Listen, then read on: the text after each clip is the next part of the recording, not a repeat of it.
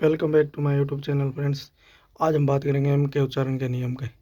M का सामान्य उच्चारण माँ होता है। एग्जाम्पल मैन आदमी, मुंह चलना, मनी पैसा, मीट मिलना। जब एम के साथ एम पी आता है तो साउंड मप होता है। सिंपल आसान, लैंप लैप, जंप कूदना, डंप फेंकना। जब एम के साथ एस एम आता है तो साउंड संप होता है। स्मूथ चिकना, स्मॉल छोटा, स्मैश तोड़ना। स्मार्ट स्मार्ट बुद्धिमान।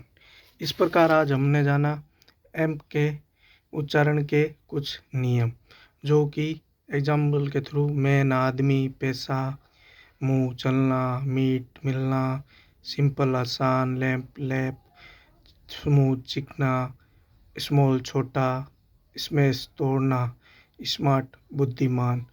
इस प्रकार आज हमने एम के उच्चारण के नियम को जाना। Thank you.